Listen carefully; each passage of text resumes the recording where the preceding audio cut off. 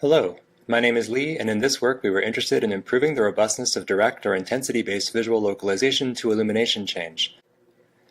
Unlike feature-based methods, direct visual localization relies on the photometric consistency assumption to compute the error terms to minimize and estimate the camera motion. In other words, direct methods assume that the observed brightness or color of objects in the world are constant over time and independent of viewing direction. In practice, the photometric consistency assumption is often violated due to changes in camera parameters such as gain or white balance, non-Lambertian materials, time-varying illumination, or other types of appearance change such as weather or seasonal variations.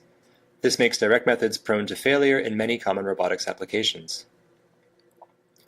In order to address this shortcoming, we took inspiration from recent results in image-to-image translation and trained a deep convolutional encoder-decoder network to learn a canonical appearance transformation, or CAT, that transforms images to correspond to a previously seen reference appearance. We integrated the trained model into a standard keyframe-based direct visual localization pipeline to improve its robustness to severe illumination change. Our model architecture is a 7-layer encoder-decoder network with skip connections, also referred to as a U-net.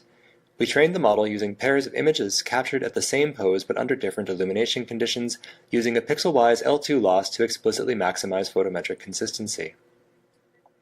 We validated our approach using 2 high-fidelity synthetic RGB-D datasets. One such dataset, the ETHL dataset, consisted of multiple camera trajectories through an indoor office environment with rapidly time-varying illumination shown in the top row of videos.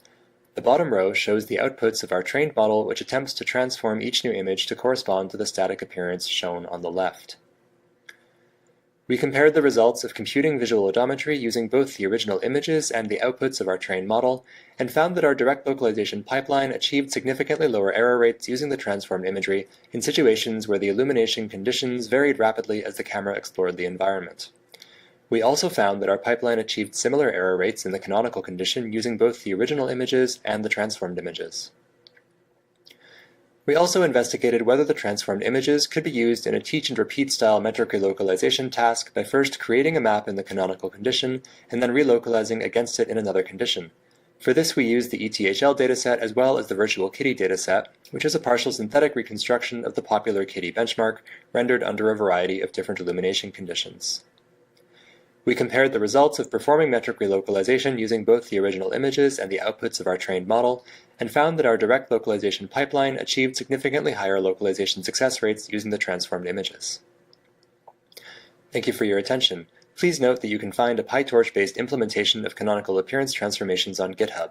We hope to see you during the interactive session to tell you more details and answer any questions.